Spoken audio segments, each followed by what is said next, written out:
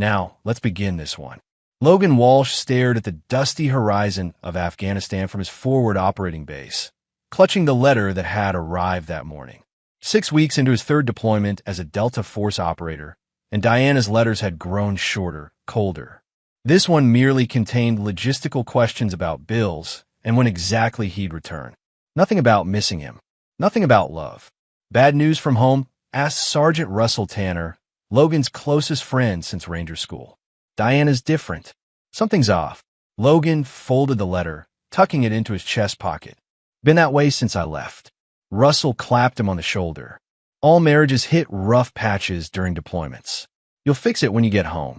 But Logan's instincts, the same ones that had kept him alive through 2 previous tours in special operations, told him something deeper was wrong. In his 13 years of marriage, Diana had been his rock. They'd weathered his training, his classified missions, the long separations. What had changed? Incoming. The warning came seconds before mortar fire struck nearby, sending them diving for cover. The mission had to come first. Personal problems would wait. 3 months later, Logan returned to Fort Bragg with a Purple Heart and a spinal injury that required 6 weeks of physical therapy. Diana wasn't at the airfield to greet him. Instead, he took a taxi home to their modest ranch house on the outskirts of Fayetteville. The house felt wrong immediately. Diana's favorite throw pillows were gone from the couch. The wedding photos that usually lined the hallway had disappeared. Logan set his duffel bag down, his combat-honed senses firing warning signals. Diana emerged from the kitchen, startled to see him. Her blonde hair was styled differently, more expensive looking. She wore clothes he'd never seen before. "You're back early," she said, not moving to embrace him. "Medical evac. Took some shrapnel." Logan gestured to his back. "Nothing career-ending." Diana nodded, arms crossed protectively across her chest. "We need to talk." Logan had interrogated enemy combatants, navigated minefields, survived firefights that left half his unit dead. None of it prepared him for what came next. "I want a divorce," Diana said, her voice flat. "I met someone better, someone who's actually here." The pain that shot through Logan made his combat injuries feel insignificant. "Who is he?" "His name is Braden Mercer. He's a defense contractor. He understands me." Diana looked away. "The papers are on the counter. I'm staying at his place tonight to give you space." After she left, Logan found the divorce filing. Diana wanted the house, their savings, and full custody of their twin 7-year-old boys, currently staying with Diana's parents.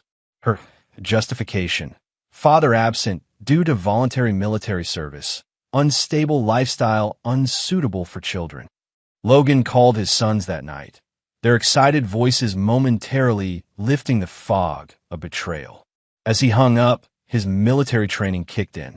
He'd been ambushed, but the fight wasn't over. Logan Walsh had never surrendered in his life. The next morning, he contacted Paul Garner, a former JAG officer turned civilian attorney. After reviewing the divorce papers, Garner looked grim. "She's got a shark for a lawyer. Brad Reynolds wins 90% of his cases. And the judge assigned, Watkins, typically favors mothers in custody battles." "I won't lose my sons," Logan said. Garner leaned forward. "What exactly did you do in Delta?" "Your service records, more black ink than text." Logan's expression hardened. "Nothing I can discuss. But I have skills. And connections." Over the next 2 weeks, Logan appeared to comply with all court requirements. He moved into a small apartment, attended mediation sessions, and prepared financial disclosures. Diana and Braden flaunted their relationship around town. Both drove new luxury cars. Diana's social media showcased expensive dinners and weekend trips. Meanwhile, Logan's military medical leave stretched on. After a physical therapy session, Logan spotted Braden waiting in the parking lot. The contractor, younger, taller, expensively dressed, approached with an outstretched hand. "No hard feelings, man. These things happen." Logan stared at the offered hand until Braden awkwardly withdrew it. "I'm here because I care about your kids," Braden continued.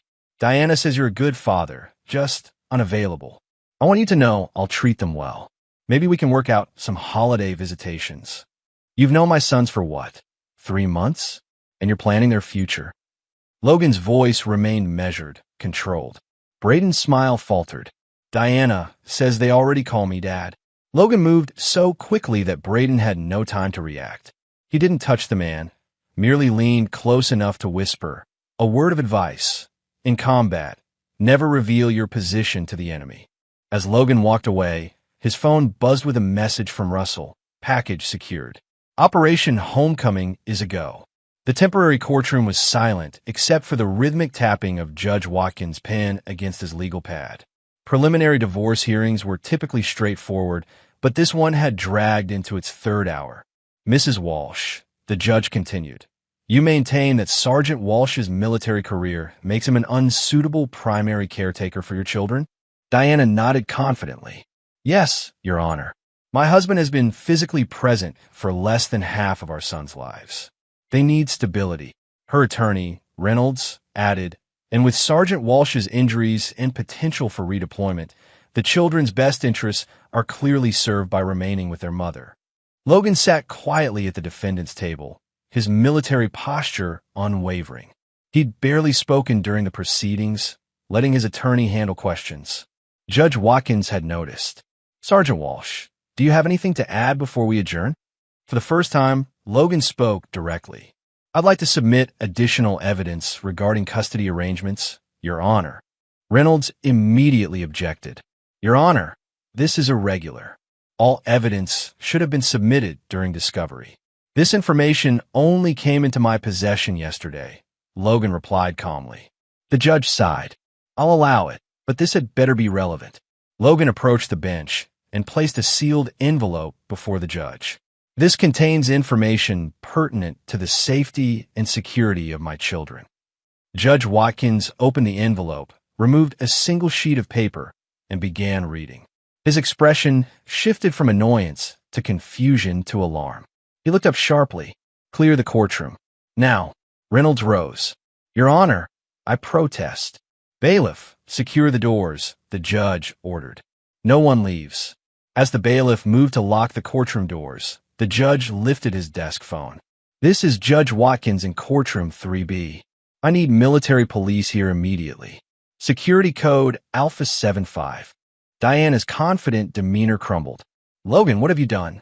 Before Logan could answer, the courtroom doors opened to admit 4 military police officers led by a stern-faced colonel.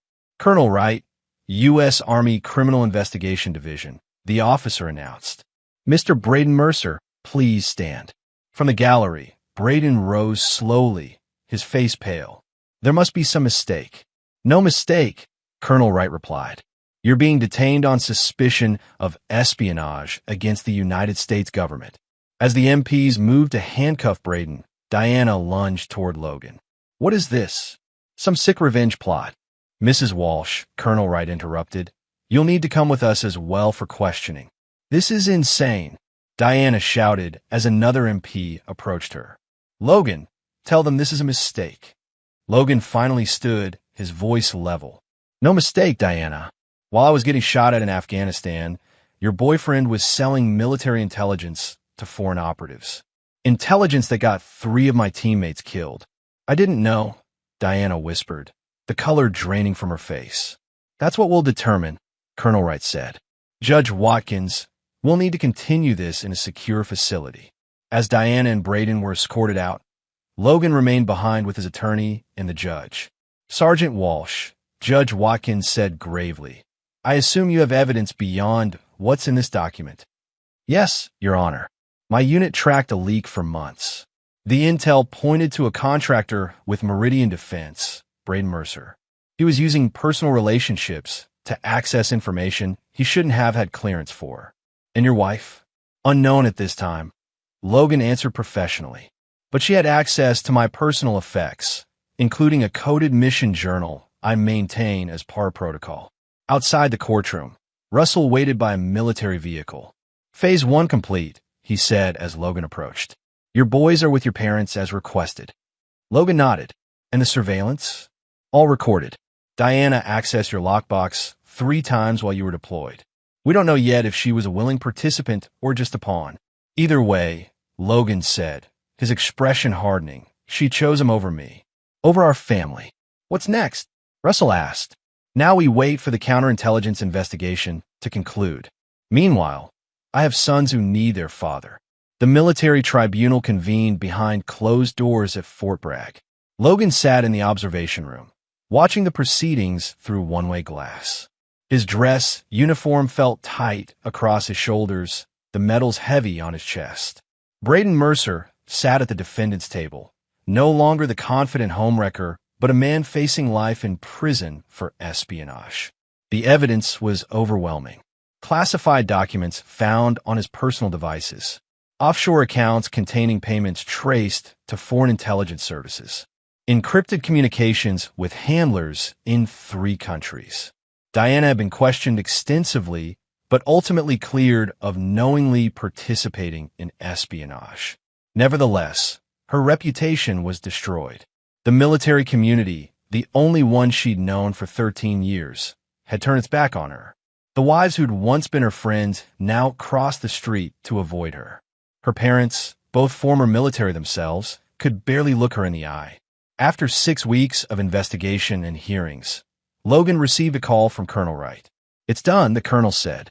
Mercer accepted a plea deal. 25 years in federal prison. No possibility of parole. And the others in his network? "We've identified 4 more contractors and 2 foreign agents operating in the U.S. Your information was crucial, Sergeant." Logan hung up and turned to Russell, who'd been temporarily assigned as his assistant during his medical recovery. "Mercer's going away for 25 years. Russell nodded.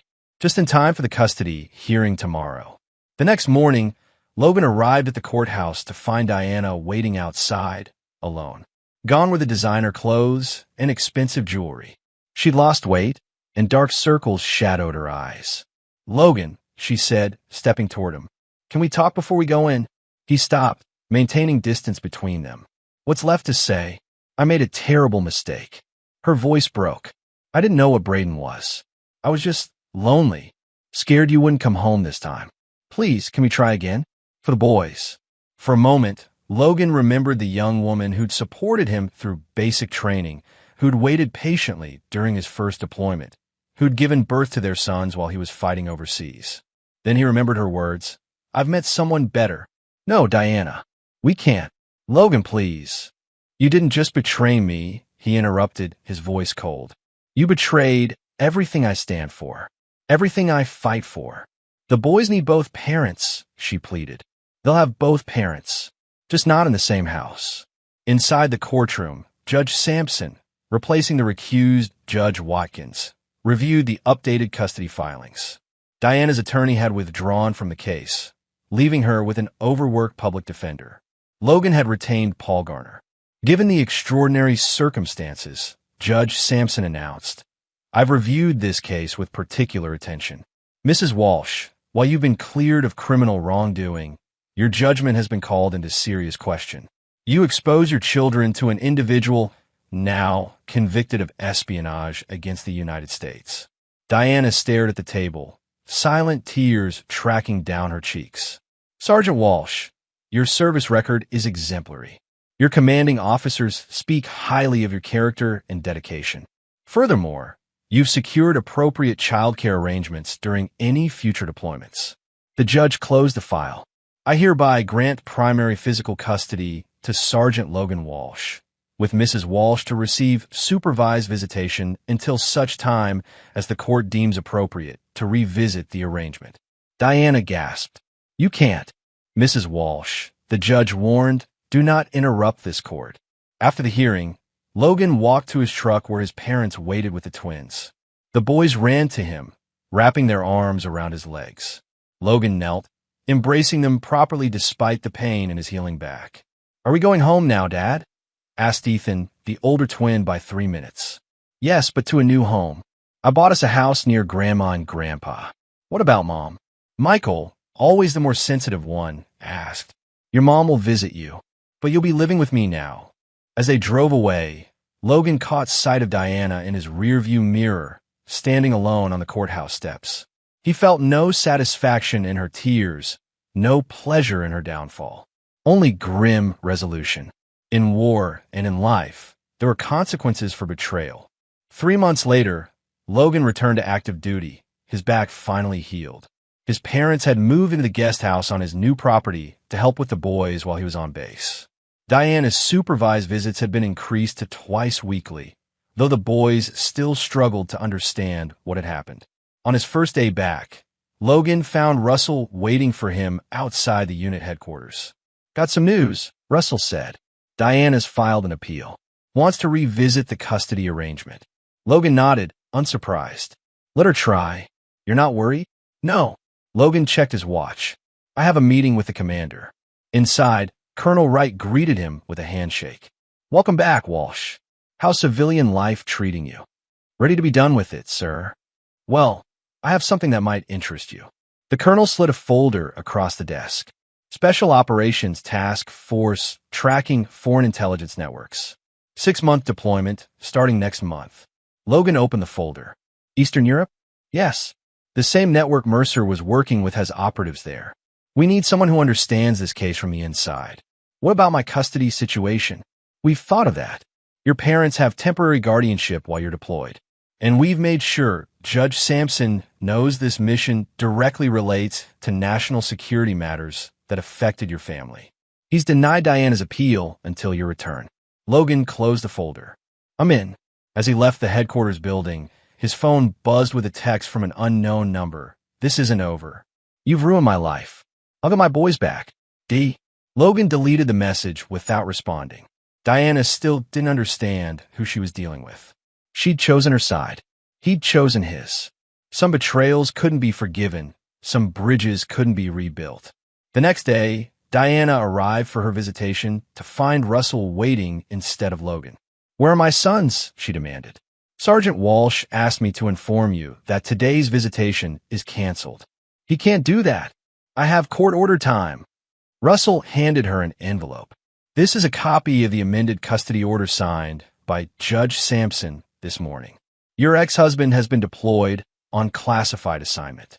For the duration, all visitation requests must go through his parents." "How convenient," Diana spat. "He gets to disappear again while I fight for scraps of time with my own children." "You chose a traitor over a patriot," Russell replied coldly. "Actions have consequences, Mrs. Walsh." As Russell walked away, Diana called after him. "Tell Logan this crusade of his won't last forever. The boys will grow up and make their own choices." Russell turned back. "He already told me what to say if you said something like that." He fixed her with a hard stare. "He said to remind you that he trains his sons like he trains his men, to recognize and remember betrayal, to value loyalty above all else, and to never, ever surrender what belongs to them." 6 months later, Logan returned from his classified mission with a commendation and intelligence that led to the dismantling of the entire spy network. Diana's appeals had been systematically denied.